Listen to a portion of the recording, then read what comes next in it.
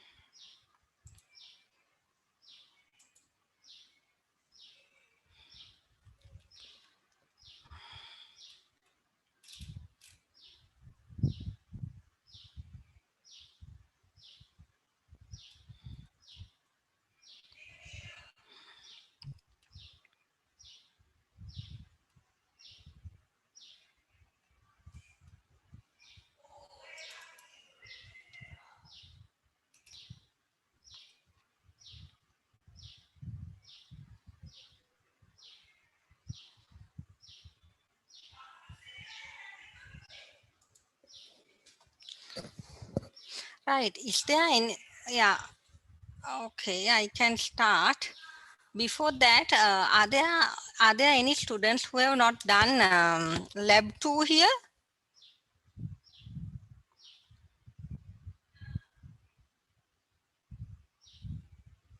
Yes, madam. Uh, Yes, madam. Okay, so now if we are now the issue is now we were going to have some labs in the centers, Colombo, especially Colombo, Batiklo, and Jaffna. So with this lockdown, we could not do it. No, so if we have a online lab, are you able to do it, or do you want to wait because the cat is coming? Yes, sure. Mr. Neil, when is the cat?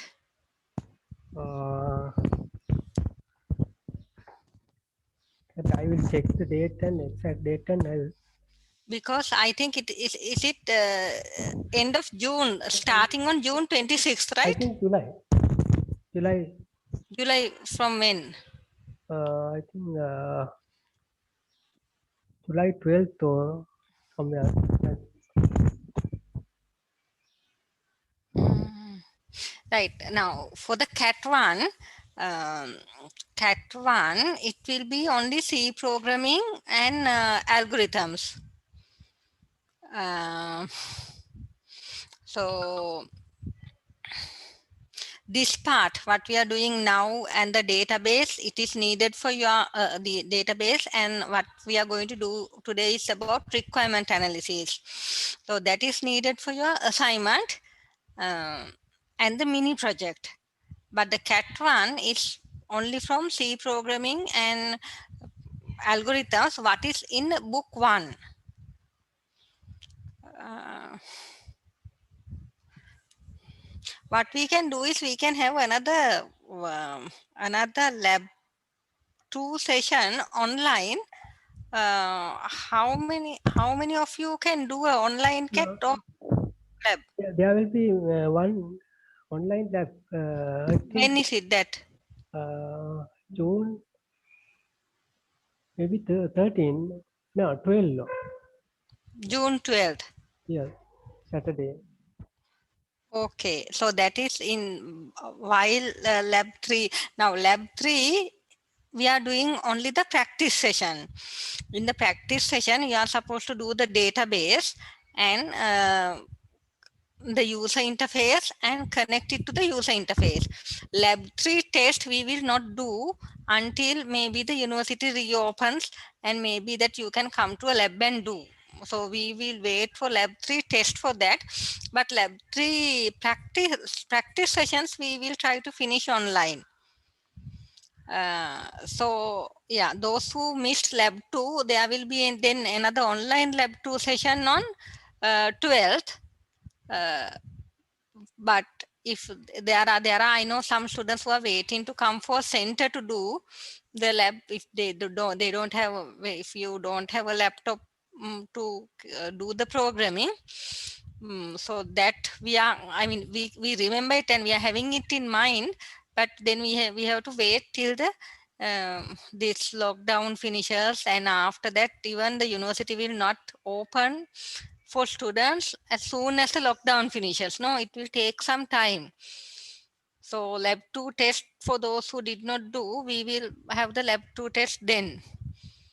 So at least even if you cannot do the test, try to come and watch the online lab. Is that okay? The lab 2, those who did not do lab 2. What I'm asking is, now 12th we are going to have another lab 2. Even if you can't do the test because you don't have a computer, come and watch the lab 2 practice session. Since the C programming part is coming for Cat 1.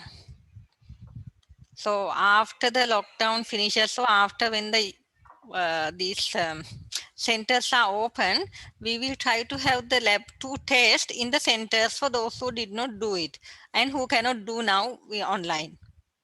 Right? Let me see what you have. Yes, Cat 1 will start from July 4. Is it, Neil, is it starting from July 4th or the 3, 4? Starting 3417 is for 4th. 4th Starting from June, eh? yes, June. June 26th, yes. Yes, June 26th. So, right. Um, so I will go through the slide. Now, there are 2 parts in today's day school. Let me get the slide. Neil, you have to enable the screen sharing for me. Or give me co-host, then I think I can screen share. If you can make me co-host. There are 2 parts in today's day school: requirement analysis with use case diagrams and data flow diagrams, and user interface design. So I will do use case design and data flow diagram part. Mr. Neil would do the user interface design. I changed now. Let me see. Yes, I can.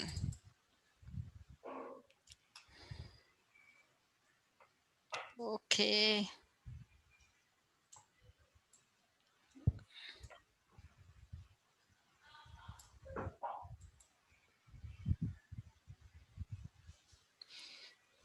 Right.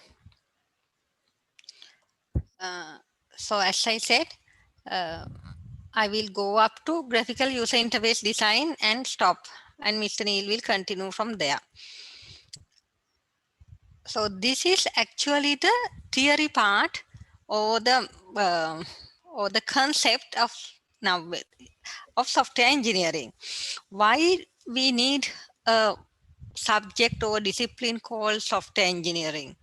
It is because making a solution to a problem with software is not only programming. Programming is only one part of this problem solution. There are a lot of other things surrounding the programming part. So that is why actually this course is called software development for engineers instead of C programming or programming fundamentals. We don't call that, because this is a holistic, I mean, this course is looking at software development in a holistic way. like other engineering disciplines, development of software-based solutions also need a disciplined approach, and there are different phases of a software development life cycle. So in this course, other than this programming part, you would get a knowledge of models, methodologies, and tools that are applicable in each phase of software development. And you would also understand the importance of project management. When you are going to solve a problem with the software system, then it needs, as I said, not only programming. I said not only programming. There are another set of surrounding things like requirement analysis, doing the design, testing, validation, user interface design, and getting the user feedback on user interface design. So all these have to be managed. So it is very important there is project management also to be incorporated with your uh, software development project. So other in your book 2, the unit 2 is mainly about these software engineering concepts and the life phases in the life cycle, and it would cover all these uh, topics like models, methodologies, tools, project management, testing, validation, and human computer interaction. So as this slide say, a typical software life cycle include the following stages: concept and feasibility. Why would you develop a software solution to a organization or have a software to solve a problem? There must be there must be a marketing opportunity. You should be able to make a software and sell it so you can earn money, or there must be a need for that organization. For example, uh, you take open university, we really need a software system to manage all these few thousand of students examination work, and we need the system to schedule the day schools. So there is an organizational need. So like that, for you to start on developing a software solution, there must be a need or a market opportunity. So when as a software developer, if you start working, the first thing you would be asked to do is find out the feasibility, whether it is worthwhile having a software solution for solving this problem. Then say there is a need and there's a feasibility, or there's an opportunity to have a software solution. Then the next uh, stage is gathering the requirements. What are the requirements or the functions that proposed software system should do?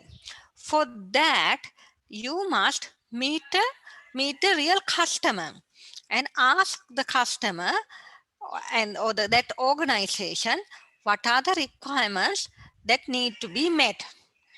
Now in your assignment 1, part 2, that is what you are doing. Now part 1 is about data modeling and designing a entity relation diagram and getting the database done. The second part in the assignment is this requirement uh, capturing and analysis part. You are supposed to gather requirements and analyze them and document them. So after requirement gathering and analysis is over, then the next phase is design. So now you have all the requirements, and the next stage is how do you design a problem solution. Let me go. 1 minute.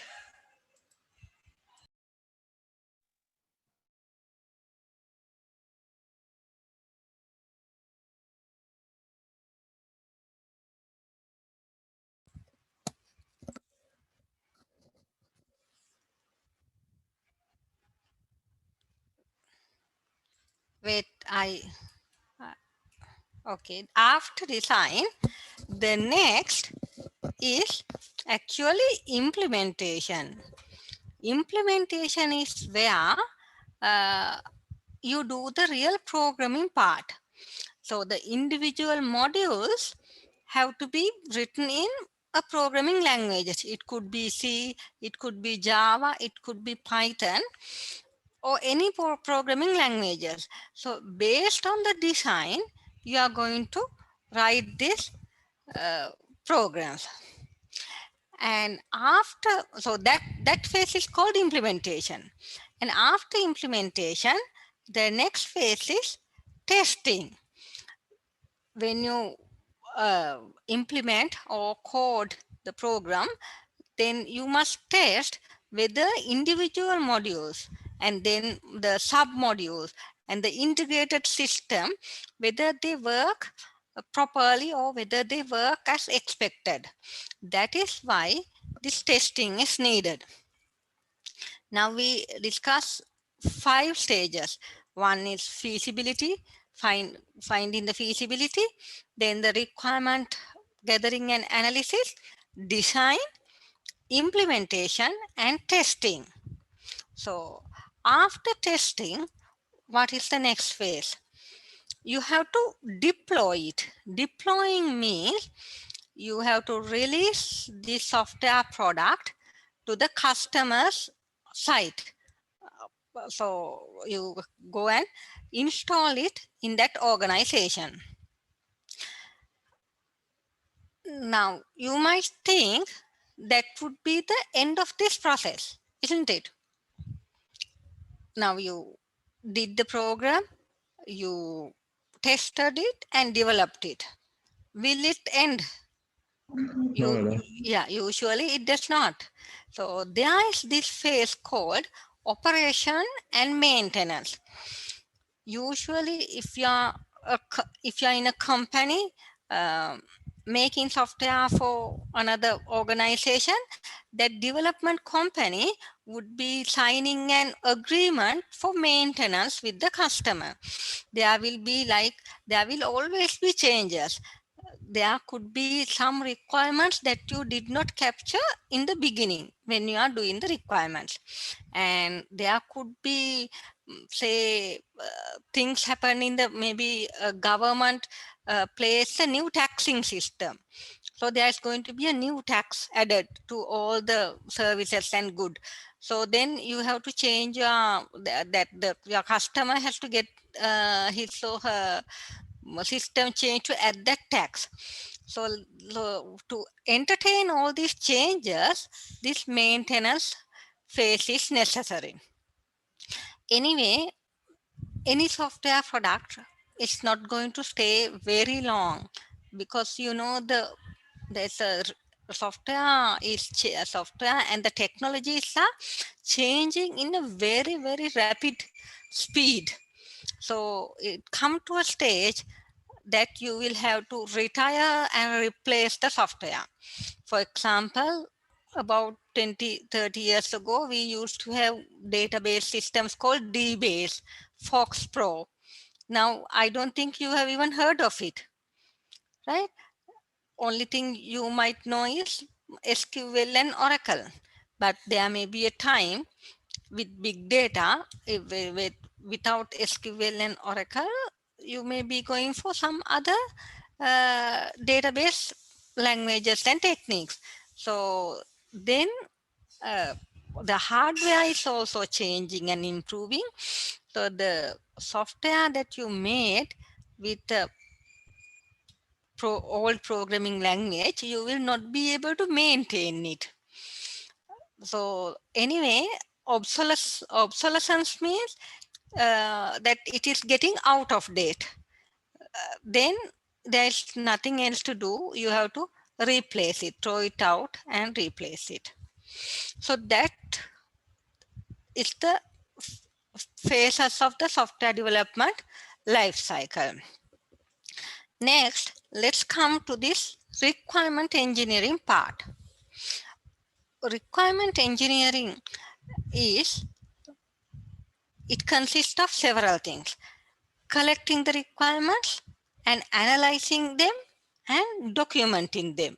So it really, it consists of three things: collecting, analysis and documenting. So that is why uh, it's called requirement engineering sometimes. Now in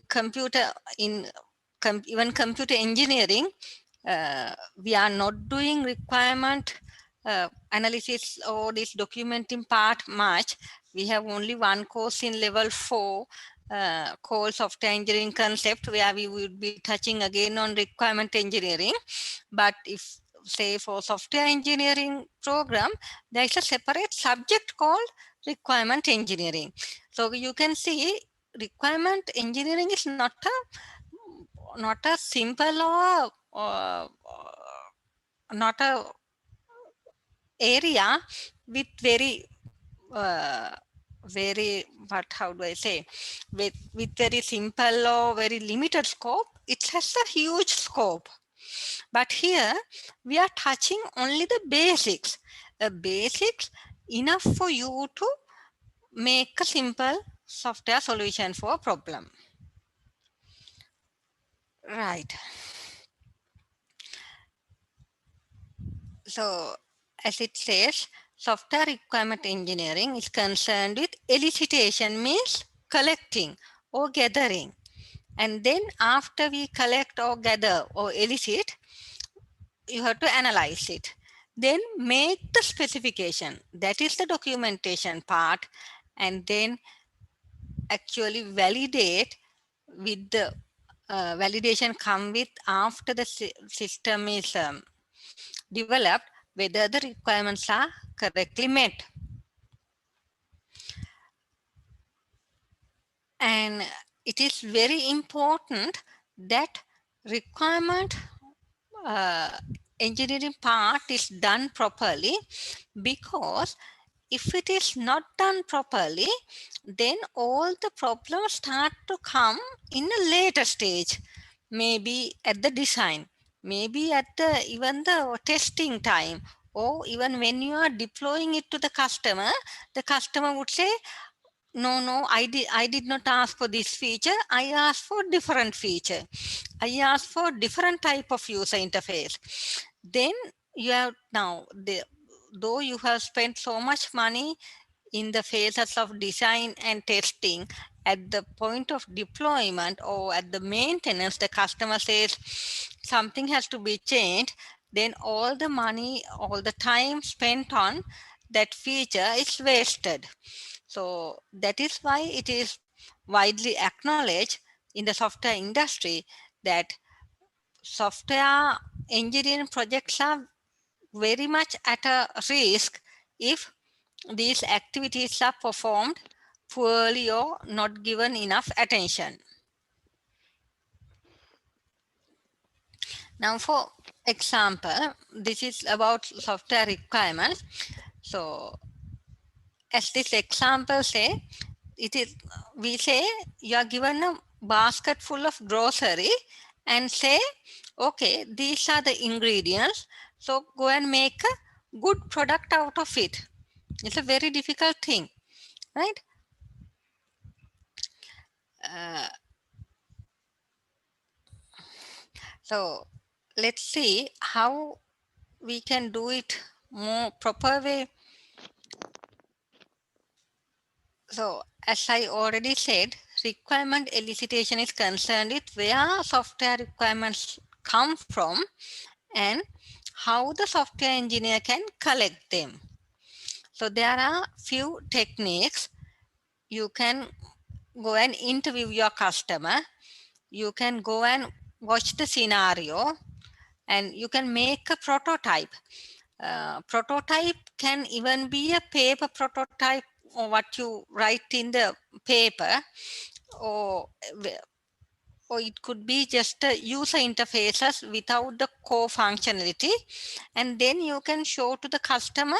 Now if after we make your uh, software solution, this is how it would look, whether you like it. But we call it a prototype because the functionality or the algorithms are not there yet. We are only doing the interfaces. And then meetings and observe. You can go to a, say you are going to make a system for this RMV, or the identity national ID, uh, of, national ID, this processing office, where they want, say they want to get a system done automating this or making effective how to get these national IDs done. How, there is a already established process at that place which they are doing even manually. So you can go to that office and observe each and every step what needs to be done, how the applications to be collected or the given, and what happens after the after a person gives the application. Then how do they verify the signatures, how do they pay, all these steps you can go to that place and observe. So in your mini project, it is essential that you do a real project. So there are 1 minute, there are many things coming on chat. I can't see the chat. Is Mr. Neil there? Wait.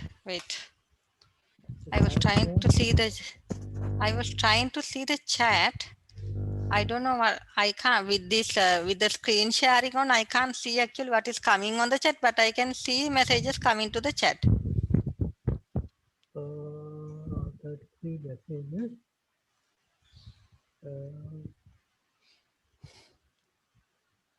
How can I share?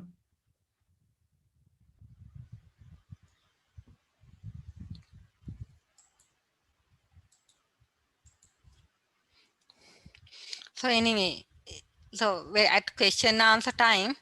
After we go through this, maybe you can ask if there are any questions. So in the assignment that we have given in the LMS, you are supposed to first you have to find a customer or client. Say if you are to make I can't exactly remember, there are about 9 scenarios, right? So the scenario is given briefly. But say if you are supposed to do an inventory system for a pharmacy, then you must visit the pharmacy and ask the pharmacist what kind of processes are being done. Now in these days, say you will not be able to travel, but then in your town or the village or the city, you must be knowing at least some people who is working on a pharmacy, not if not the owner, somebody who works in a pharmacy. At least you have to speak to an employee in such an organization. And then so that is part of this training. How do you speak to a non-technical person and get his or her requirements in order to develop a system for them? That's communication part with a non-technical person is a core part of this course. That as a technical person, you are the technical person. You are going to speak with a non-technical person and gather their requirement. So without going through the internet to find out no, now since there are 9 scenarios given, you must choose one scenario. So that is the scenario that you are going to develop as your mini project. Now if you do your assignment, there is only one assignment in this course. If you do your assignment, then you have done like 1/3 of the mini project, because you would have done the database, you would have done the requirement analysis part. So for the project, then only the design and the coding would be left. So therefore, without trying to find the answers in the internet, please talk to a customer or go to some place, observe, interview, and meet a real customer and try to answer the questions given there. Right. So that is the elicitation or the collecting part. After you collect the requirements, then you are coming to the analysis part. To do an analysis, we use data flow diagram. Now, what about the books?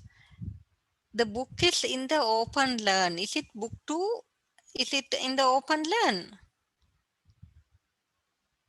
Have you downloaded the book? Yes, ma'am. Anybody? Okay. So there is, you may see we have a section on data flow diagrams. So data flow diagram, now last time we discussed about entity relationship diagram. So that is to model a data set. Now data flow Excuse me. diagram, yes, yes. Madam, which session, madam? I can't really remember the session. Can you check in unit 2? There should be data flow diagrams under requirement analysis.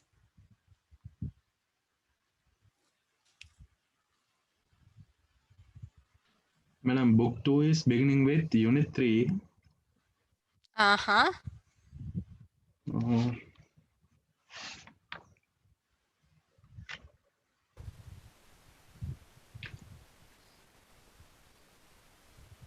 There must be under requirement analysis or requirement engineering, there should be data flow diagrams can use. Session 23, ma'am. Which one? Session 23. Lesson 23. So if you can download the book, then you can see. It would be easier. okay, thank you, madam.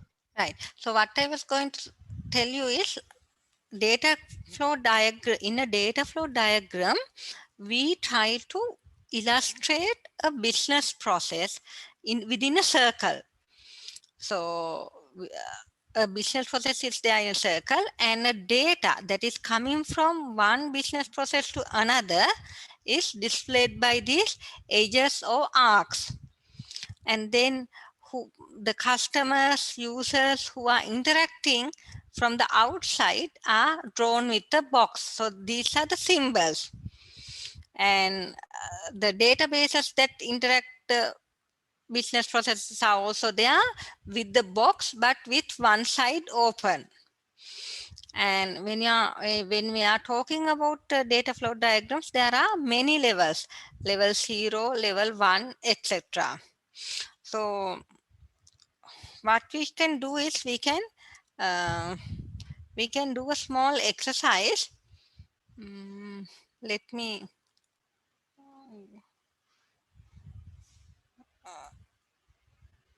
yeah, before going that, uh,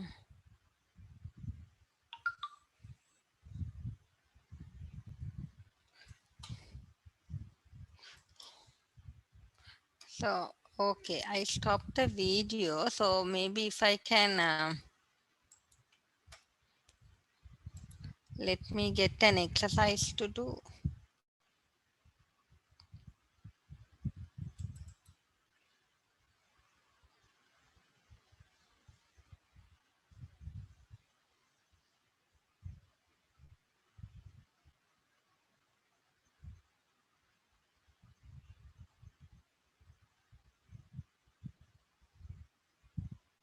Oh, I can really write here. Wait,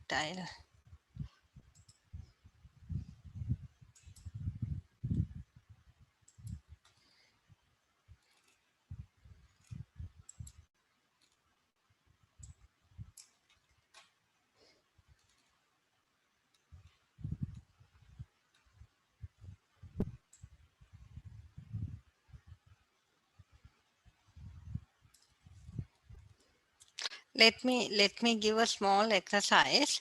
Um,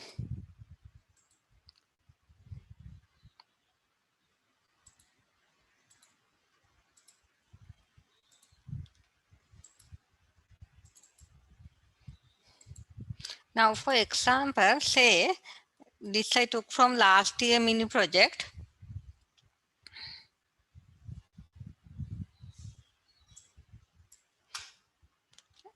This is about a scenario of a CD library.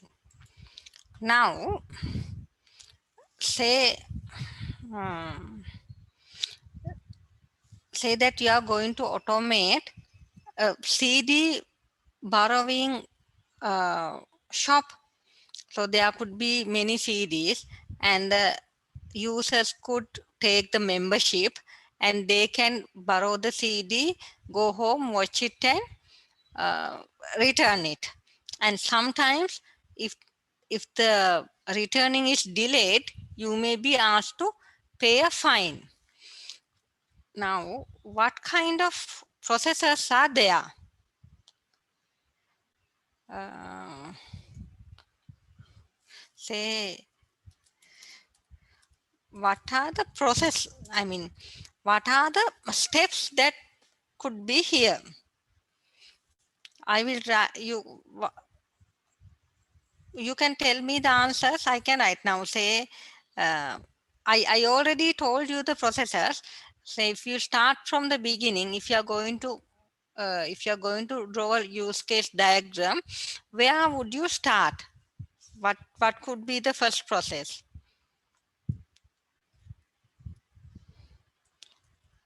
Processes is like the task that you have to do. Say, where can we start? We should name all the CDs. I mean, we should know all the CDs that we have. Oh, right. So that is um, mm, that is making the inventory, right? So label the CDs and getting them into the inventory. Okay, so we can have one process for that. Let's say maintenance of CD database, because you must have a database then with all the names and how many copies are available, like that, a database. Now, when you are going to have a file or a collection, 1 minute. So when you are going to have this kind of a database, there are 3 things that you always will have to do. Like you should be able to add a new CD, isn't it, for the inventory.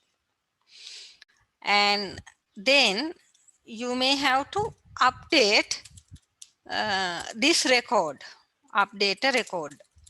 Like for one CD, maybe the shop buys maybe 5 copies. So say when you add the new CD, there was only 1 CD available. Then after that, maybe if the shop buys another 4 or 5 CDs, then the quantity will go up. So that CD record has to be updated, right? So update a record. And maybe you don't want to keep that CD anymore. You want to throw it away. Then you must be able to delete the record. Now these things, adding, updating, and deleting a record, we don't have now they are too simple to keep it as a standalone or separate process. So instead of adding a CD, updating a record, deleting a record, what we say is maintenance of the CD database. When we go to use case diagram, again you will come to this position. So you have one circle. I don't know whether it would let me add the circle. Um, that's oval. Mm, okay, even okay. So we usually show the process, a business process within a circle. So in this, don't use a separate circle for this adding, updating, and deleting. Do you understand what I'm saying? It is too simple to be a separate process. You have to have all these three things together. So say maintenance of the CD database, right? So that's a good answer. Yeah, we had to mark and collect or make the inventory. Then what could be the next process? So these are adding, updating, recording. These are sub processes. Maybe we can make them in a next level within this one, like this. Right. Can somebody tell me another act or the process that we have to do? Yes, somebody else? Membership. Yes, membership. We can do many things with the membership. What can we do? Tell me one example. Mm, we can, Borrowing CDs. yes. Uh, there are two things. One action we can do is making the membership, not actually making. You have to keep a database of membership, isn't it? So for that also we'll say maintenance of the membership database. Now, like with the CD, do you see every day you will have to add, update, and delete record in this membership database. There will always be new members coming. Somebody's address is changing, somebody's telephone number is changing, so you have to update that record. And then somebody may say, I don't want membership anymore, I am leaving. Then you have to delete it. So like that, uh, there should be a process to keep the membership database. And then yes, we must have this process.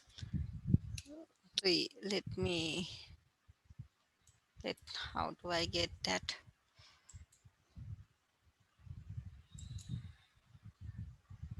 One minute. Then let's say we want to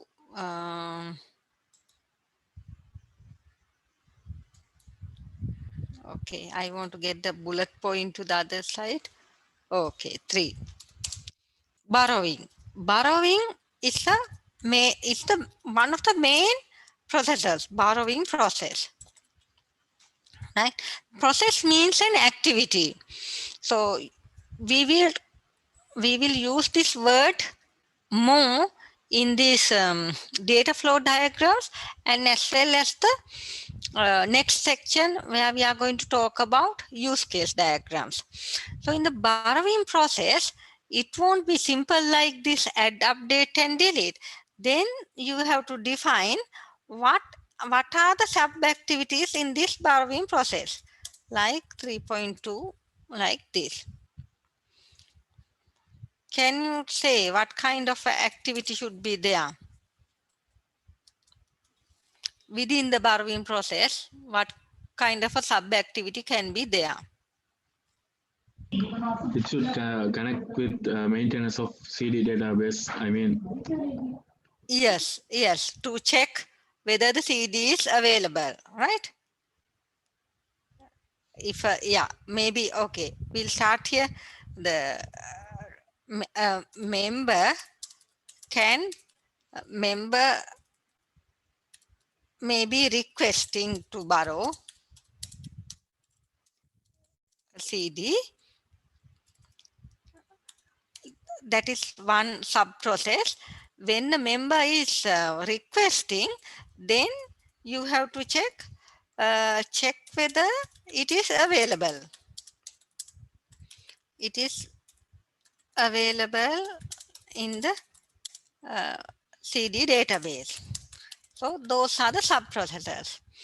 So like that, you see, we even a simple scenario like this, there are, if we are going to make a software solution, there are a lot of things that we have to think about and do.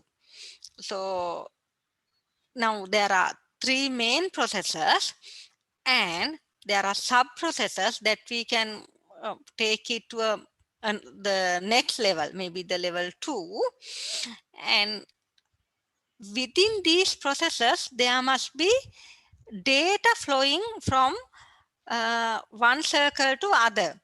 Now if you see here in the symbols, we say the business processes are within a circle. Then data flowing from one process to another is on a edge or a arc.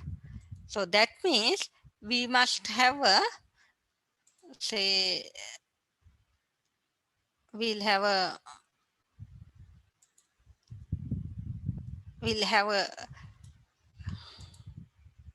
arrow like that, and on that arrow, say, okay, let me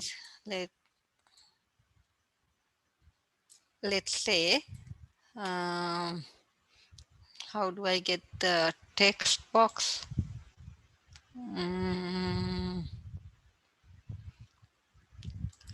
I want to make it 1.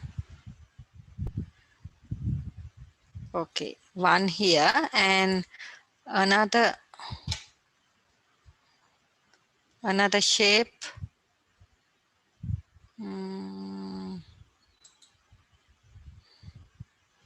I'll get another, yeah.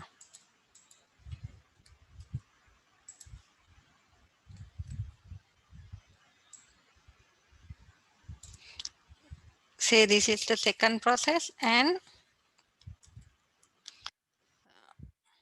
3. So, sorry. If we'll say this is 3, borrowing. In the borrowing process, you have to make sure whether CD is available. So the borrowing process is to be connected with the maintenance of CD database to check whether CD is available. So maybe on this arrow, you have to say what data is coming from number 3 to number 1. For example, we can say CD. It is very difficult to search anything with names. You may know when you are going to do this database or data modeling assignment, you need to have a key, or usually it should be a reference number or any number. Otherwise, searching with the text is very difficult because they are not unique. So maybe you can have a CD reference number. Let me type reference number will be the data that is going from number 3 to number 1. So when you are drawing, you will be asked to draw, so not in this cat, when it come to cat 2, and in the final exam, you will be asked to draw a data flow diagram to a given simple process like this, and make sure within the circle you must write the process, and on the arrow or the edge you must write the data that is flows from one process to another. So we must actually have another let's get another one for number.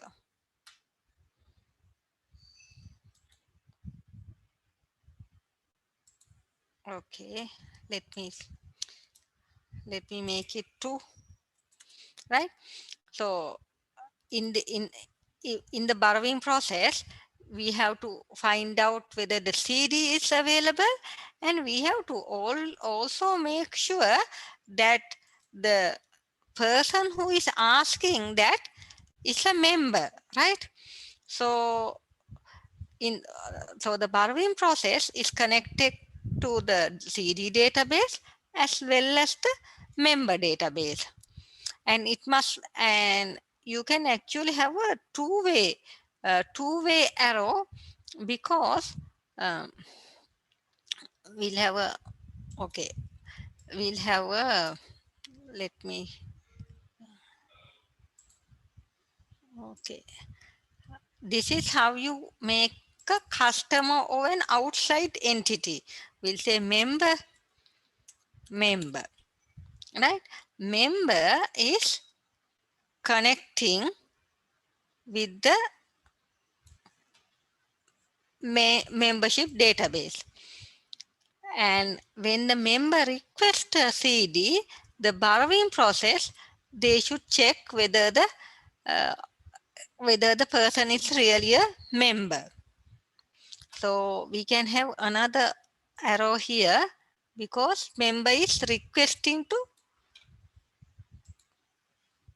borrow a CD. Is that clear? In anything that you would like to say? Any questions that we can clarify here? So this is basically how would the data flow diagram look like?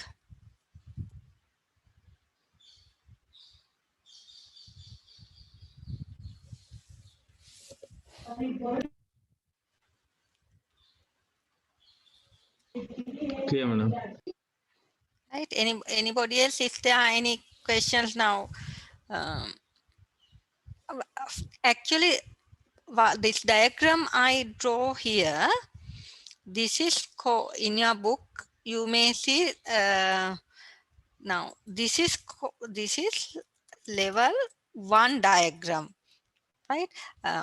There is a level 0 diagram where there is only one circle that to describe this whole process, where we say the process of CD lending library, one big circle, and all the outside uh, outside parties that interact, like maybe the member, the cashier of the shop, owner of the shop, all should be connecting with arrows to that one circle, and all the databases like CD database, membership database also connecting to that one circle. So that is level 0. Now what I draw here is the level 1, and uh, if we want to expand more and give more details, then you should go to level 2. When you go to level 2, under each of these main circles, then you have to have a separate diagram for this 3.1, 3.2, there could be 3.3, like that could be expanded.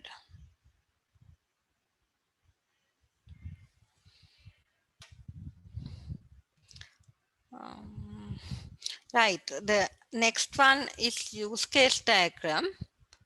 So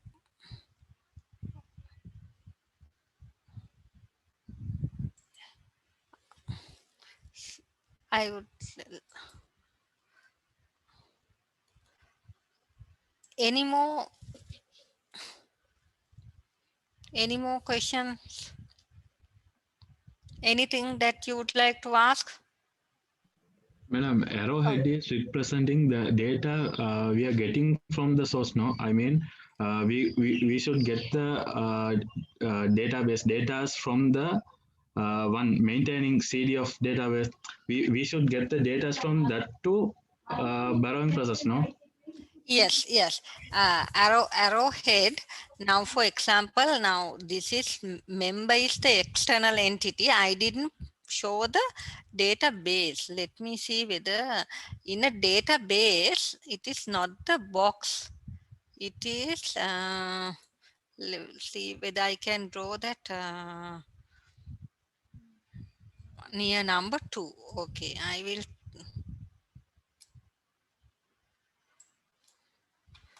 Let me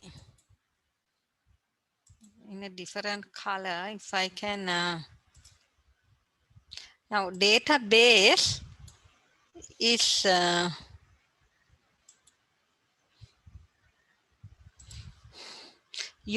in a data flow diagram. You draw a database like this. Say external party or the interacting person is given with a box, but a database is given with an open box like this.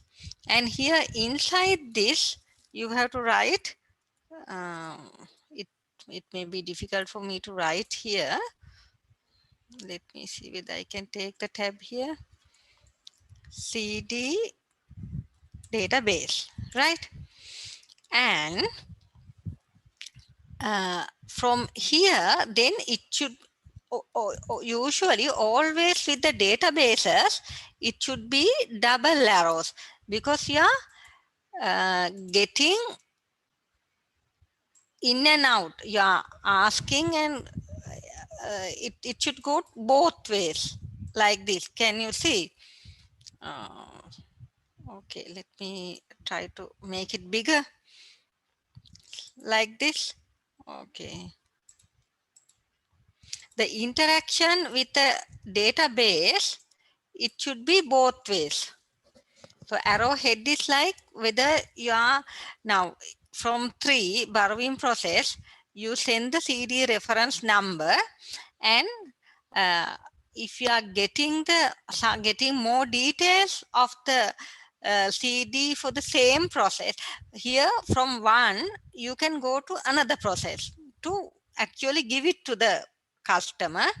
Or if this is going to be the same process, then you can have this arrow, like arrow in the both ways like this. Instead of this one way arrow, let me now, if the only process about borrowing is number 3, then CD reference number you are giving to 1, and finding whatever the data it is giving, say it says data CD is available, then it should be a double way arrow. Otherwise, from 3 1 there could be 4 where that is the place the CD is really given to the customer.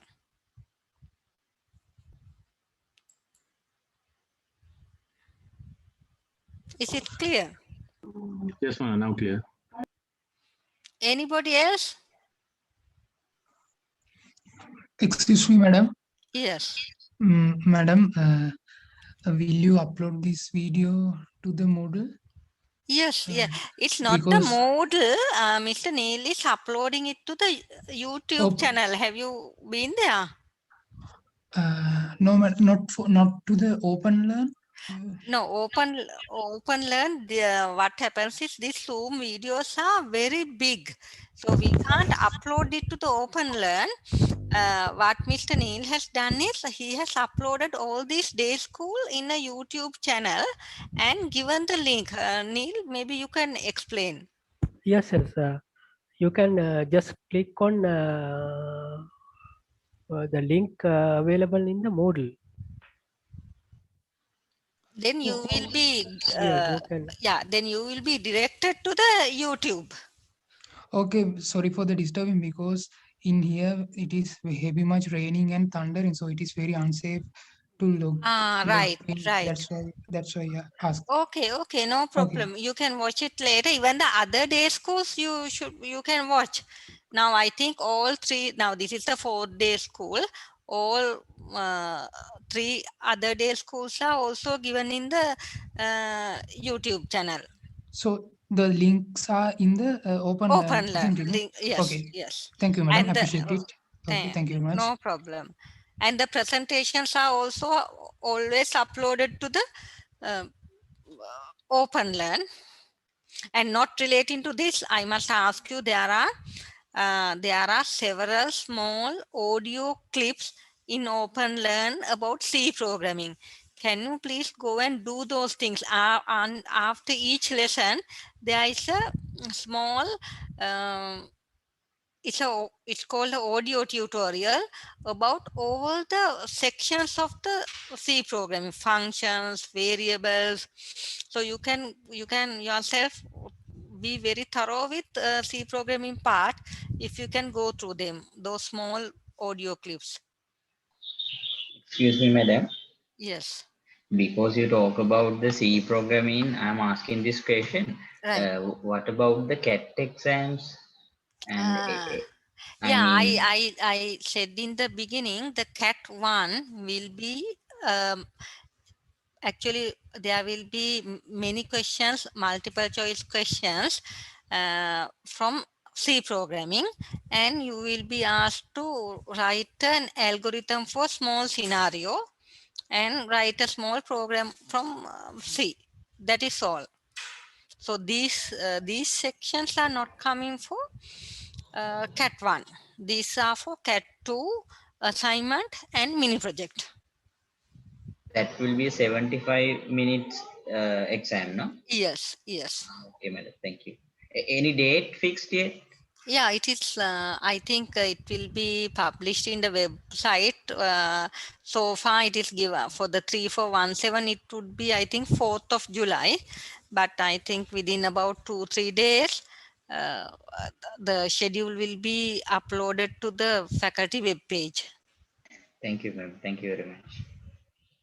So, anything about the data flow diagrams? Now you must download the book. So as one student said, it is in unit 3, and go through this data flow diagram part.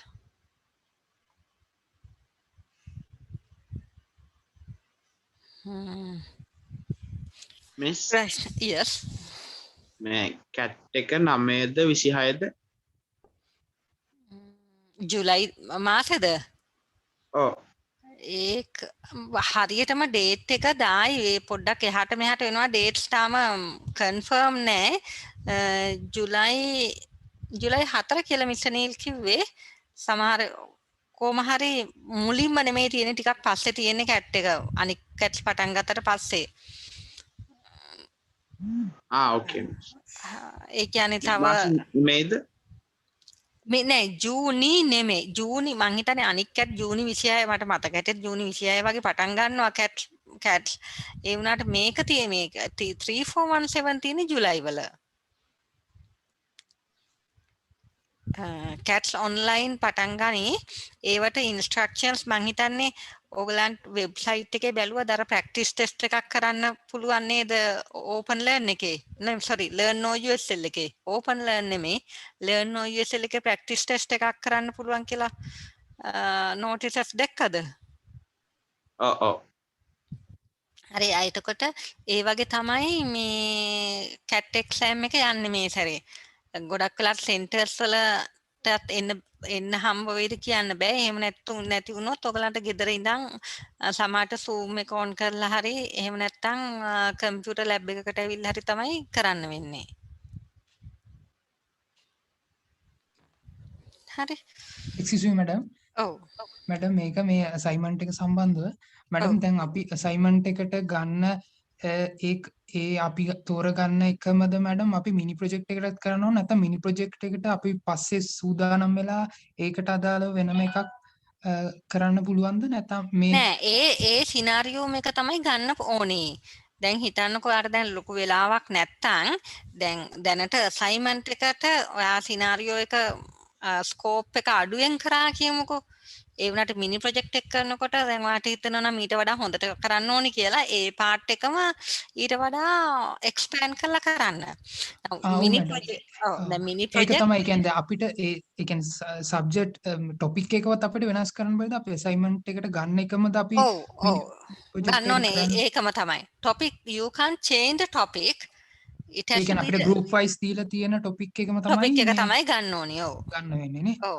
Okay okay thank එතකොට you. then when you are doing the assignment, if you say you are in a hurry and you could not properly get the requirements requirement analysis done, but when it comes to the mini project, then we are again ask you to submit the report with requirement analysis. So at that time you can improve it, right? So actually this is how the assignment works. You have to draw the entity relationship diagram and also the use case diagram, and your draft diagram you have to upload to the discussion forum. ඒ කියන්නේ ඔයගොල්ලෝ කරලා upload කරනවා අනික් අයටත් පේන්න discussion forum එකේ. And then your friends can give you feedback. හරි වැරදි හරි මේක මීට වඩා improve කරන්න පුළුවන් හරි. So you are not keeping it secret to yourself. You are openly showing it to others. This is what I did, and others are able to comment. If there are any mistakes, they should point it out. There is a mistake here. You could improve like that, and you take all the feedback and then improve your diagram and then upload to the assignment box. තේරුණාද? ඕකේ madam okay thank you. එතකොට දැන් මුලින්ම දානවා diagram එකක් use case එක ඇඳලා ඒකේ වැරදි ටීචර්ත් කියයි වැරදි මොන හරි තියෙනවා නම් ඔයාගේ යාළුවොත් කියන්න පුළුවන්. එතකොට ඒ ඔක්කොම වැරදි ටික හදලා හොඳ එකක් අප්ලෝඩ් කරන්න පුළුවන් අසයින්මන්ට් ආන්සර් එක වෙනකොට අසයින්මන්ට් බොක්ස් එකට. and ඊටත් පස්සේ මිනි ප්‍රොජෙක්ට් එකේ රිපෝට් එකටත් අහනවනේ. එතකොට ඒ වෙනකොට ඔයාට දැන් අරකම දාන්න ඕනේ නැහැ. ඊට වඩා දැන්ම වැඩි වෙලා ඩෙවලොප් කරපු එකක් දාන්න ඩෙවලොප් පුළුවන් කරපු නේද? එකක් දාන්න පුළුවන්. Okay madam thank you very much. Any more questions? Madam lab 3 එක මේ මාසේ තියෙනවා කියලා පණිවිඩයක් ආවා. ඔව් lab 3 මෙහෙමයි. දැන් lab 3 අපි ඔන්ලයින් කරන්නේ ප්‍රැක්ටිස් සෙෂන් එක විතරයි. අපි දැනට ටෙස්ට් ප්ලෑන් කරන්නේ නැහැ. මොකද මේ අවුරුද්ද දැම්ම ඉවර වෙන්නේ නැහැනේ. ෆයිනල් එක්සෑම් එන්න ඉස්සෙල්ලා අපි හිතන් ඉන්නේ කවදා හරි දවසක පුළුවන් වෙලාවක ඔයගලන්ට සෙන්ටර් එකකට ඇවිල්ලා lab 3 එකේ ටෙස්ට් එක කරන්න දෙනවා. So you can do the test after coming to a center. But we will do all the practice sessions in online. So and we can upload those videos. You can do it at your home, or you can do at somebody friend's place or somewhere. එහෙම නැත්නම් centers ඇරියට පස්සේ center එකක හරි ගිහිල්ලා අර video එක බලාගෙන practice session එක කරන්න. අපි ඊට පස්සේ පුළුවන් වෙච්ච කාලෙක ඔයගලන්ව ගෙන්න ගන්න සෙන්ටර් එකකට ටෙස්ට් ටික වෙනමම තියාගෙන පැය දෙකේ පැය සාමාන්‍ය පැය දෙකක් හරි තුනක් හරි ටෙස්ට් එකට යන්නේ. එතකොට එක දවසක ගෲප් දෙකකට තුනකට හරි ටෙස්ට් ටික තියෙනවා. දැනට ටෙස්ට් ටික දැම්ම කරන්නේ නැහැ. එහෙම තමයි අපි හිතන් ඉන්නේ කොහොම හරි මිනි ප්‍රොජෙක්ට් එකට ඉස්සෙල්ලා හරි මිනි ප්‍රොජෙක්ට් එක මොකද මිනි ප්‍රොජෙක්ට් එකට ලැබ් එක කරන්න ඕන. නැත්තම් ඔයාලට මිනි ප්‍රොජෙක්ට් එක කරගන්න බෑනේ. ඒකන්ද ප්‍රැක්ටිස් සෙෂන් එක බලාගෙන මිනි ප්‍රොජෙක්ට් එක කරන්න. හරි ලැබ් ටෙස්ට් එකටනේ ලකුණු දෙන්නේ. ලැබ් ටෙස්ට් එක අපි පස්සේ වෙනම කරන්නම්. ටෙස්ට් එකට ලකුණු දෙන්න. ලැබ් ටෙස්ට් එක කරන්න ඉස්සෙල්ලා වුණත් ඔයගලන්ට මිනි ප්‍රොජෙක්ට් එක පටන් ගන්න කරන්න පුළුවන්. හරි මැඩම් හරි thank you. So වෙන මොනවාද ප්‍රශ්න තියෙන්නේ? excuse me madam මේ diagram එකේ arrow එකෙන් represent කරන්නේ data flow වෙන direction data flow වෙන direction එක. ඔව්. thank you. හරි. Let me go to the next one.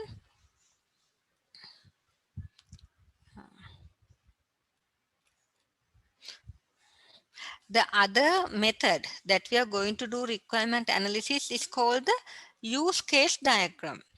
In a use case diagram also, we have to first identify the business processes and identify actors. Now the business processes are same as here. What are the processes? So it would be the same as here in the data flow diagram. But the difference is now data flow diagrams we use when we do function oriented design. When we are doing the design, emphasizing on the functions. Use case diagrams we are using when we are designing with the object oriented concepts. Now here we have the processors. The actor is the outside entity, the member, the cashier, or the CD shop owner, this person or thing that interact with the business processes. In here, actor is the member. Members in use case diagram we call is the actor. And in use case diagrams, we don't show these databases. That is not shown. Only the business processes and actors are there in the use case diagram. So that is the difference, and they are in the um, in the in the book you would see the symbols. For the processors, we have this processors. We have the same shape. It could be a oval, but then the actor you have to draw like this, like a small person with hands and legs. So that is the actor symbol. For actors, you have to draw it like that. And then we don't have arrows. We have only lines that shows the association between the actor and the processors. So like like this, we don't have arrows going from one process to other. Let me get this. Let's say in the use case diagram. In the use case diagram also, we are having processors. Let's 3 and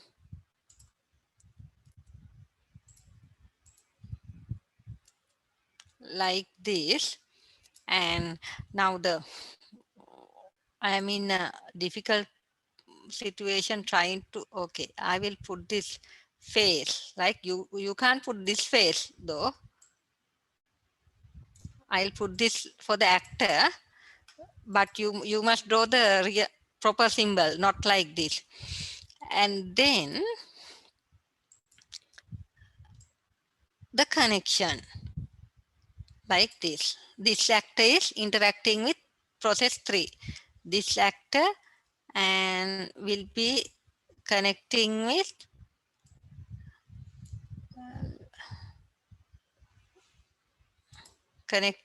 this process as well, right? So like this, there are no arrows and there are no arrows in between the processors. They are standalone like this. Only connection is between the actor and the process. Let's get another one. Say there is another actor here, and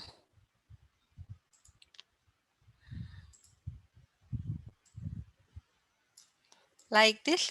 So let me get one also.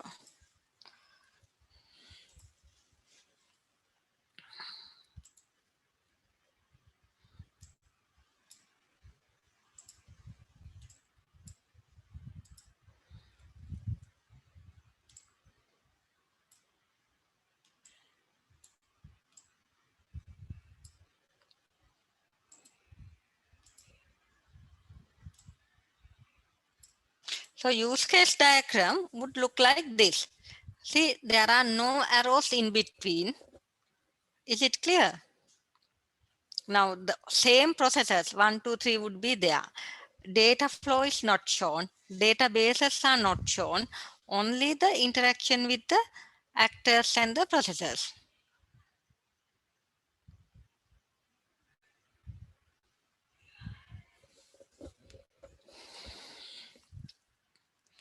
So, Excuse me, ma'am. yes. If there are interaction between the processes, do we have to mention in this diagram? No, we don't. Uh-huh.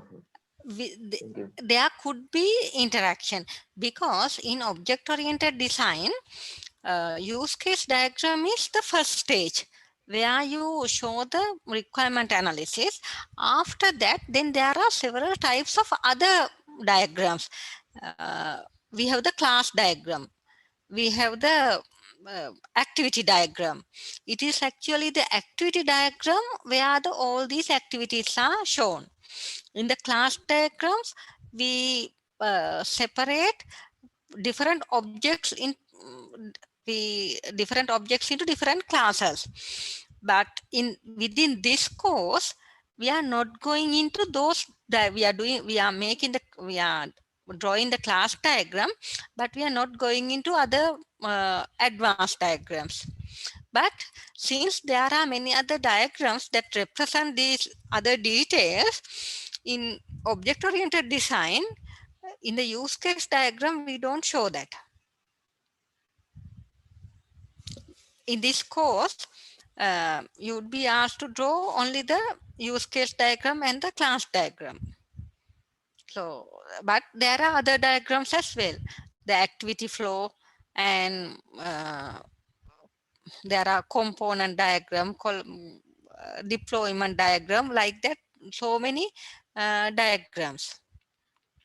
But we are not going to do them in this course. Okay, ma'am. Thank you. Right. So now we have to let me quickly go to the other slides. So that's an that's the exercise. Uh, Maybe you can do it later. Let me go to the theory parts. Madam,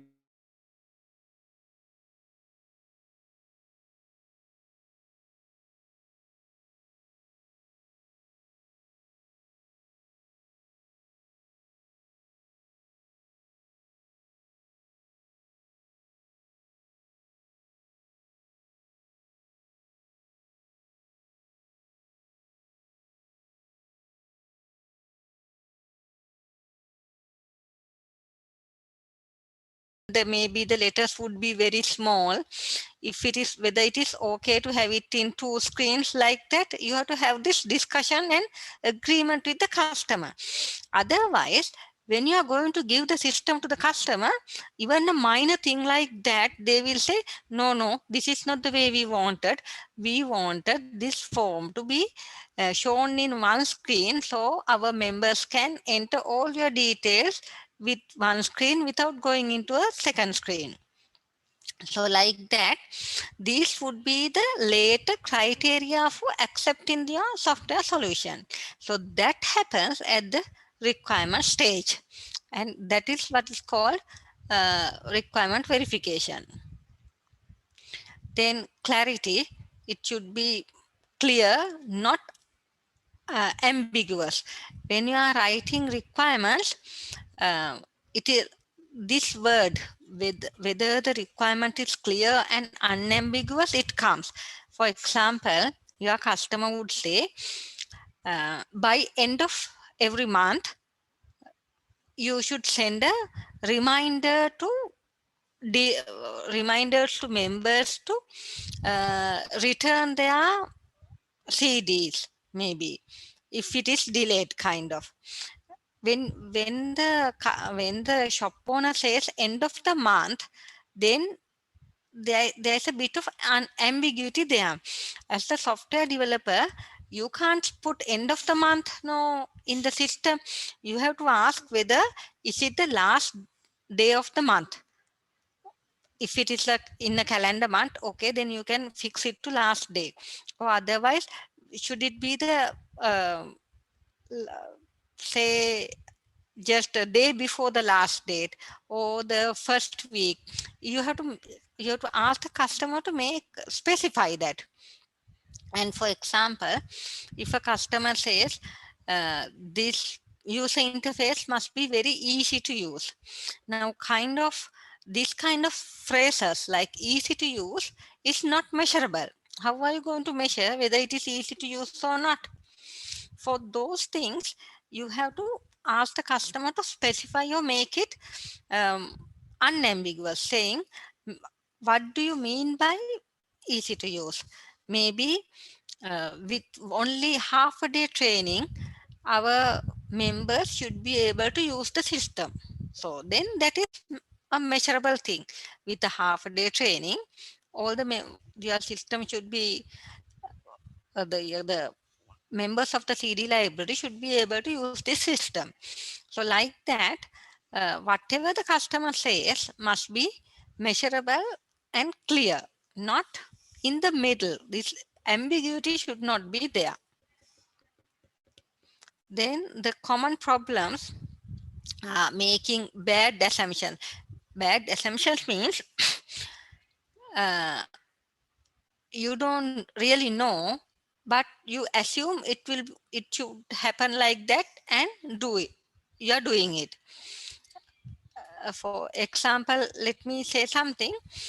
In an accounting package, uh, when the when an accounting package was made by a set of software developers, they assume that whenever say in a university a student pays the fees, the fees should be updated in the student record. So they assume, but in the case of universities or these international schools, students always pay the fees. Now a student in 2020 may be paying last year fees. Then what the system did was, the system updated 2019 ledgers there, but that is wrong according to accounting. When they close accounts by 31st of December for that year, they cannot update it again. So that is a bad assumption made by the software developers, that if say you didn't take studentship last year, so you come in this year 2021 and pay studentship for last year, but that cannot be updated in last year accounts. It has to be updated in this year accounts, but maybe some reference given there. So like that, you can't make assumptions. You always have to ask the customer whether it is correct the way you are doing. And then this writing implementation instead of requirements. When you are writing requirements, you have to write what the customer needs. For example, the customer may need to keep a record of all the CDs that he is having. So that is what you should write in the requirement document. You are not supposed to write the customer needs a database. Now, customer needs a database is the implementation detail. That is for you. That is for to be decided later at the design stage. Maybe instead of a database, what if the design team decided to have some other noise, some other uh, NoSQL like big data arranging scheme without a relational database. So these things can happen. So in the requirement document, don't say how you're going to implement it. Just say what is needed. You need only to keep the records of all the members or records of all the CDs. Then describing operations. So operations like don't go and write in the requirement document. You have to add record, delete record, etc. You only have to say the customer, the CDs need to be added, not the CD record has to be added. So don't describe operation, just write the requirements. And always use correct terms. If you write the incorrect term, then it would give a different meaning. Then incorrect sentence structure, bad grammar, these are the things that you have to avoid. And missing requirement. So that is missing requirements. It means there could be this requirement missing. So there's only way not to have it is to go and talk with the customer again and again, show him the prototype, show him the preliminary draft analysis, and see whether anything is, ask the customer whether anything is missing. Then over specifying is also useless. You need only the bare minimum necessities. No point over specifying the requirements, right? So bad assumptions occur because mainly because requirement authors do not have access to sufficient information, or the information may not be existing. This is also again bad assumption. And let me go through this quickly whether there's anything important. So this is what I said. Provide a database is not a requirement. That is the implementation detail. So you should not, in a requirement document, you should not write this kind of implementation details.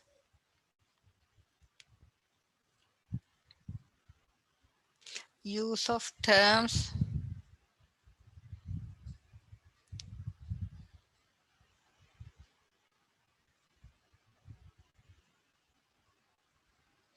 Right, these are bad grammar, omission.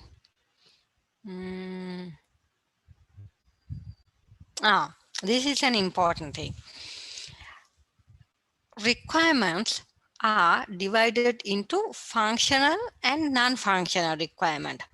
Now, functional requirements are the things that we discussed so far. There must be a login, there must be a function to print a receipt, function to back up the system, etc. What are non-functional requirements? Non-functional requirements are like they are not functional, but they have to be there for smooth running of the system. For example, your customer would say, my data acquisition time must be very fast. Now, fast is not measurable. So when you are writing non-functional requirement, that you have to write in a measurable way, like this. Be able to access a record in 1 millisecond from a database of 30,000 records. So if it is not there, then you can measure. But if you say, if the database access should be fast, how can anybody measure it? You cannot, right? It is like that easy to use example. Somebody can say this system must be easy to use, but easy to use cannot be measured, right? So how is easy to use? You have to write, maybe without the training, by reading the user manual, the users of this software system should be able to use it. So that is acceptable.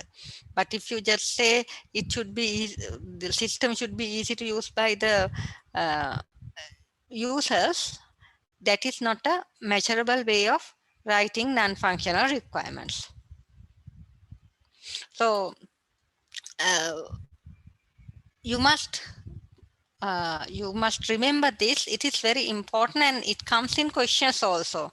How to write non-functional requirements in a measurable way, and how do you differentiate functional and non-functional requirement.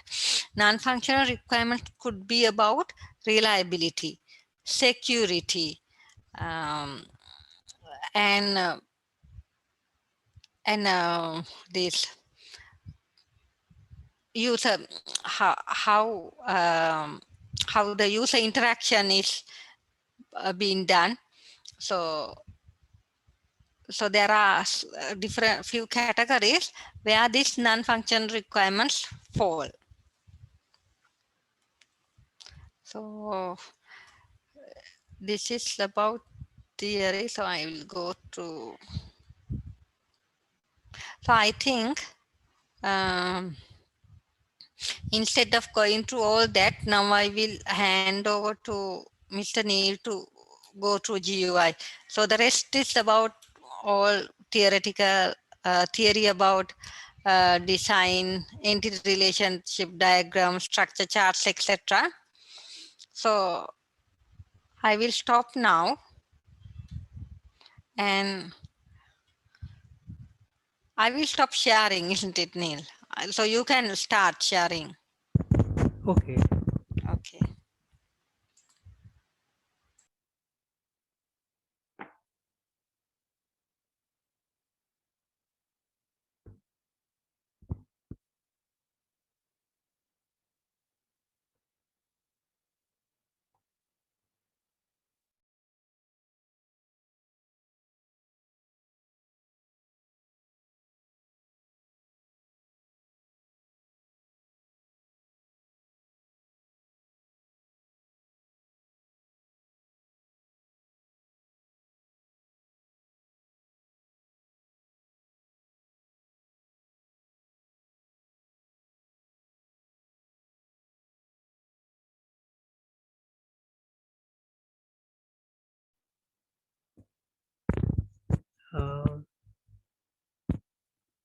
Can you see the book and the PowerPoint, I think, no?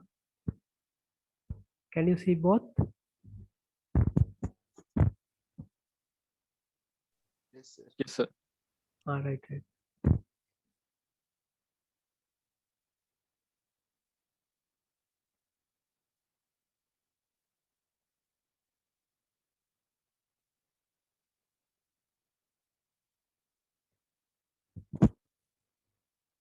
Now, Dr. Utita said about the ERT and the software engineering. And then now I'm going to discuss about the graphical user interface. Now, everyone see the computer from the screen. You see only the screen, but what is happened inside the computer? There are lots of things happen, but all the things you see through the interface screen. There are now there are mainly two types of screens, desktop and laptop, or and mobile phone, through mobile phone. The difference is the laptop or desktop screens are bigger and the mobile phones are smaller, and their memory is also less than the laptop or desktop. So within less memory and the small screen, and again the laptops have bigger screens. Their visual is in a different ways, and mostly mobile phones have comes with the touch screen, and mostly laptops are coming not with the touch screen, but there are touch screen monitors also.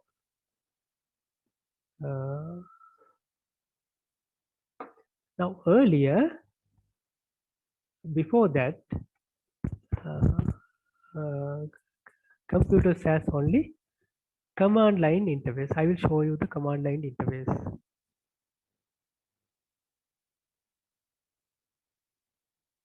This is a now you see only the black screen, and there is a cursor and the command prompt. This is $sign mean command prompt, and you can type commands here. I think you can all see this thing. ls command is in Linux display all the folders and files. When you want to change the folder, you can cd and the blue colors are folders. Change directory of the, you can change it like that. When you want to go back like this, then earlier computers had this type of interface, but now you can see very nicely about from the screen. Main component of graphical user, this guy means in the shortened form guy, the standard is graphical user interface. It has mainly four components called PIMs. PIMs are windows, icons, menu, pointers. Window is like now we are opening two windows. Now this PowerPoint and the book. Here session 20 is for the graphical user interface. The same thing in the PowerPoint, you can see the book also. Now this is the command line interface, and this is graphical user interface. Now pointer. Pointer is now you can see the mouse pointer. This is one type of pointer. Pointers can be from the not only from the mouse, from the touch screen, and that is from other interfaces also you can use. Menus.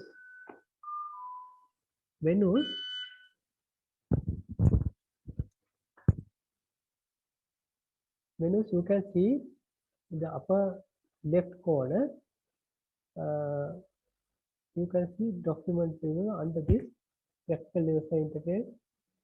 This book and some other one. These are the menus. They're called menus.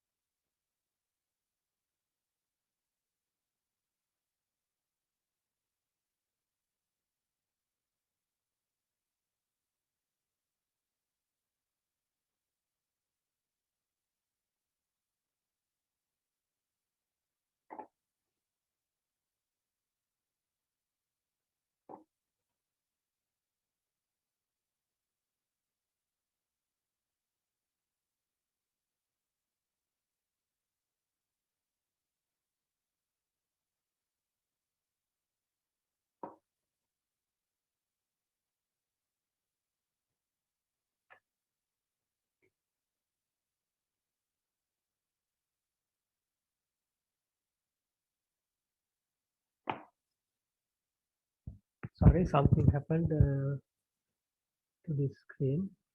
And now Windows, there are two windows you can see like that. And menu, this is actually is a pull down.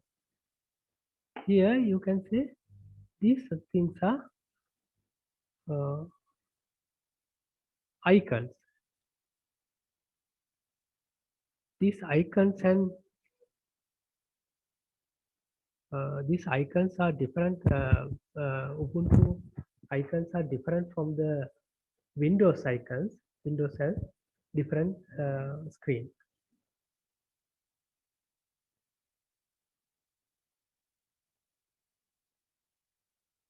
Control elements of themes. Themes is Windows icons, menu pointers.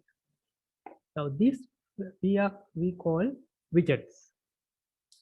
You can see text boxes, button. These are radio buttons. These are called radio buttons. You can select one of them, male or female. You can select submit button. This is submit button. Text boxes. These are called combo box. Combo box. You can select one of these.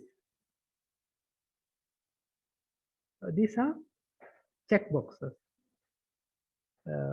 You can select all or one or all or some or like that you can select.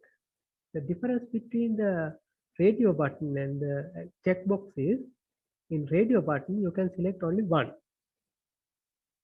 In checkboxes you can select either one or many. Properties of style. Now when you design graphical user interface, you should consider color, foreground and background. You can see that here. Foreground and background is in letter A. Foreground is black. The background is yellow. Size. Size of the image calculated total number of pixels. Pixels are now this computer screen has there are several large number of pixels. Pixels are small dots. One pixel made from 3 colors: red, green, blue. That is visible colors, primary colors. We will go to the next slide to check what is the primary color. Using these primary colors, all the other colors are made. Now aspect ratio is now from left to right and upper to down pixels ratio. Now here you can see this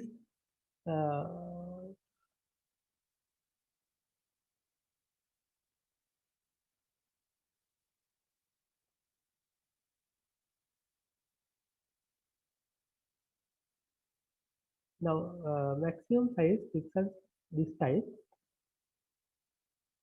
and 16 to 9. Now actually earlier screen ratio is 4:3. Now recently it changed to the 16:9. And then we can change to the different ratios.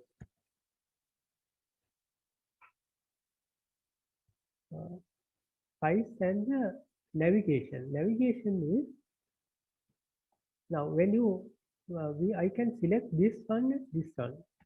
That is navigation, and we can change these pages by scrolling the mouse. That is navigation, and also like from this button you can go back. Next.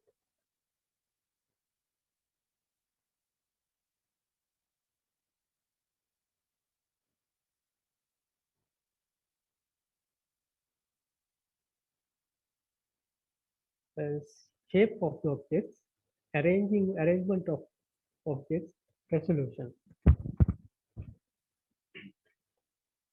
Color, foreground and background, I saw you earlier in color in a letter. A is foreground and others are background. And size, these are pixels. This is we call aspect ratio. Aspect ratio is screen ratio.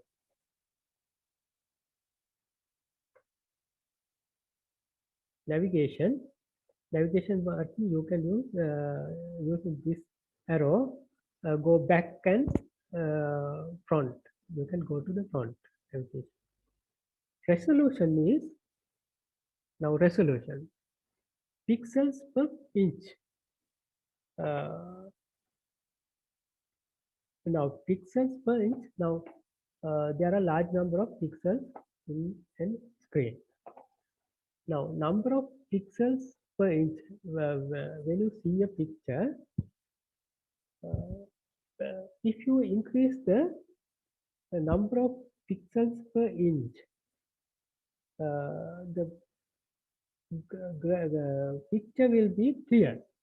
Now you see this one. The left one is clear, the more clear line than the right one. The left one has 10 pixels per inch.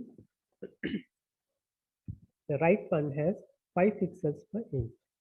Now, this is called high resolution, and left one is high resolution, right one is low resolution. Now, if you select low resolution, you can, this picture has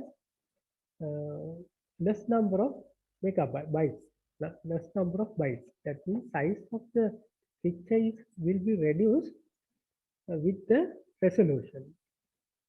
Low resolution picture has a less number of images, information, and the high resolution picture has a large number of information. That means color variations are more color variations than the low resolution. So when you are sending picture to one point to the, one place to the another, it is good to the low resolution. But when you use it, it is better you can see clearly the picture when you get the high resolution.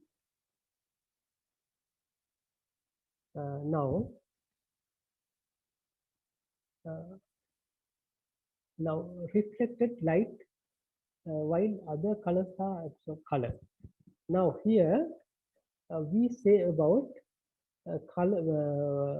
primary colors of when you consider the screen, computer screen. But when you're writing, when you draw in a paper, colors are red,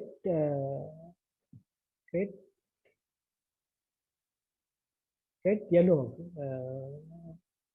red, blue, yellow. But here, when you consider the screen, computer screen, primary colors are red, blue, green. These are the primary colors. Primary colors cannot make from other colors. That is the difference. Now you see here in this picture, blue and red, combining blue and red, you get the magenta. Green and blue, combining green and blue, you get the cyan. Combining green and red, you get the yellow. Now these colors are called secondary colors. You mean from the light. Light sent from the screen. That so they are red, green, blue. lightness. This is when you color mix from the white to black. Upper one is white, below one is black. When you consider the color, there are three colors. Color mix from the white to black. That is lightness. That is illuminated range from 0, dark, from fully illuminated percent. Fully illuminated 0 is dark, the 9 is fully illuminated. Brightness relative to lightness or darkness of a particular color. This is the brightness. When you consider brightness, that is the brightness is actually light from a color mixing from white to black.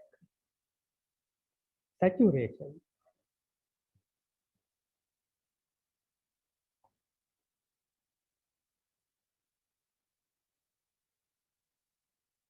Saturation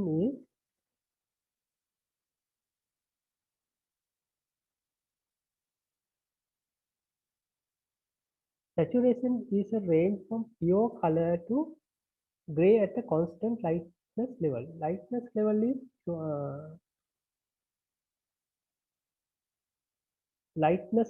is constant. One lightness is constant, and the pure color to gray. Adding to gray. Gray means like this color.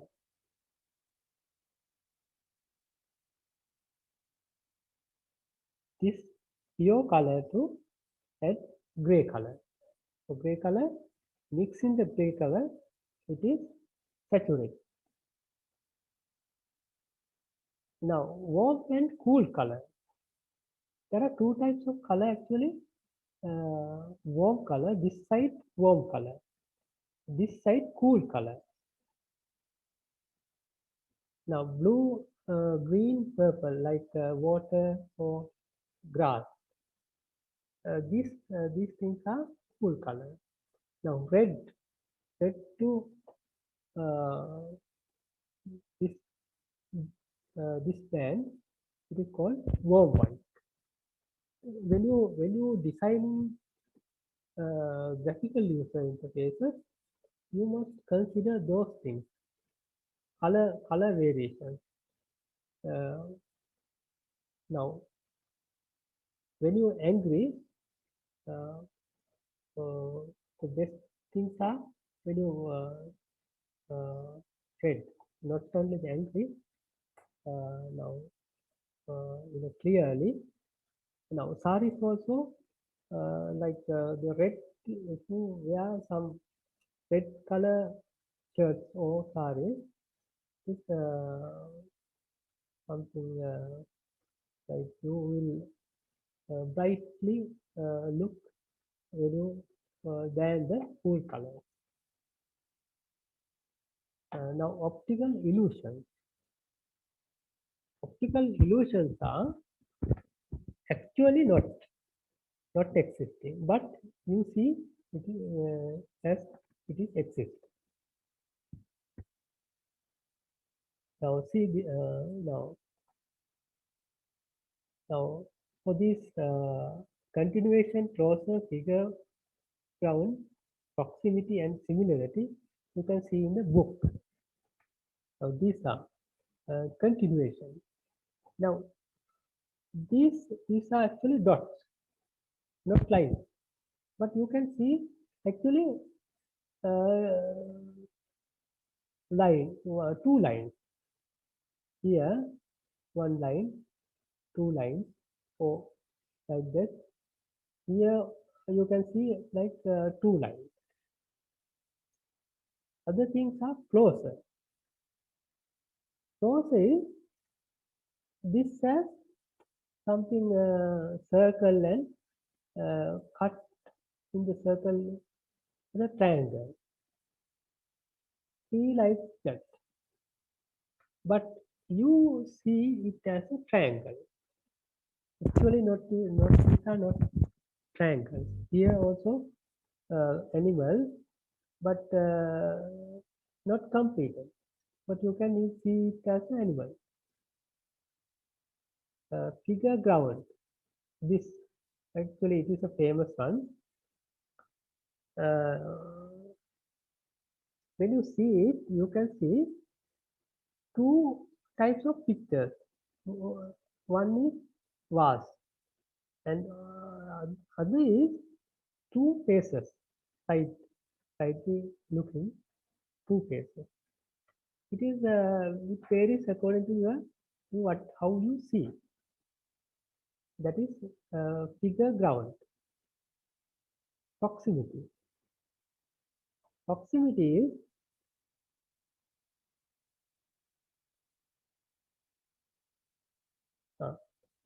proximity is uh, these are just circles, but these circles are separated. These are circles are separated. So we like to see these two types of circles are like this is two types of groups of circles, but actually not.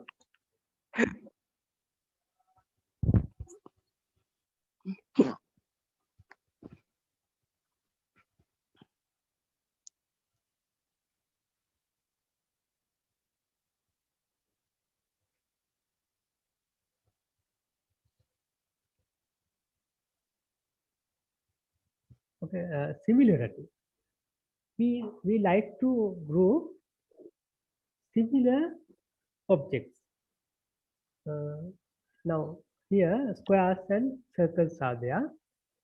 Now we like to group circles and squares like that. Now two columns of squares are there. So we tend to group this square like that. Similar objects, we like to group similar objects. Here also, like this is like cross, but actually not. These are all optical illusions. Now, this is the only thing for this day school. If you have any questions, you can ask.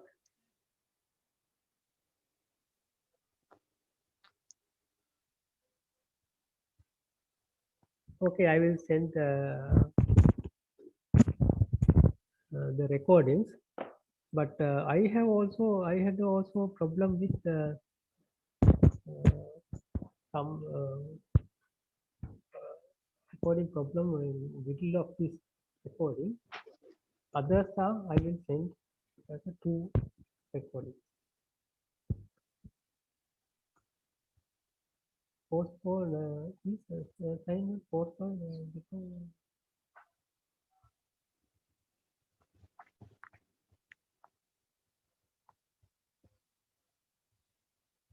for the cat one actually algorithms flowchart and the first session from the first session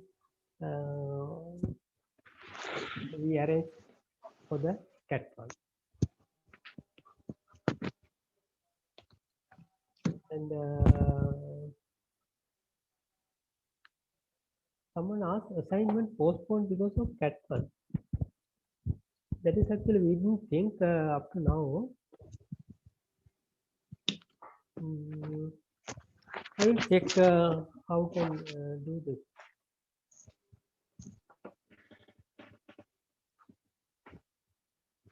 Please put the chat if you have any problems.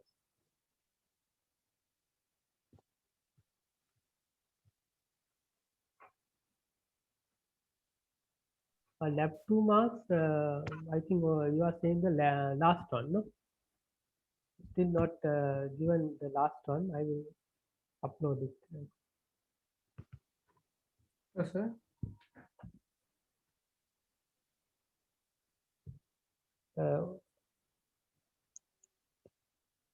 Sir. We can participate any lab 3 go. That means still we are not arranging the lab 3.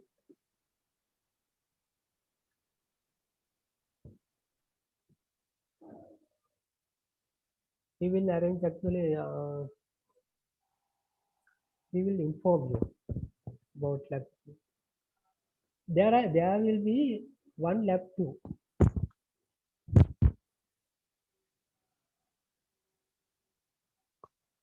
Okay then.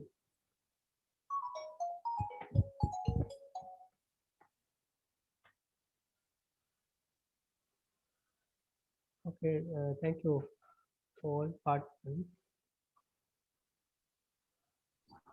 Thank you, sir. Thank you, sir.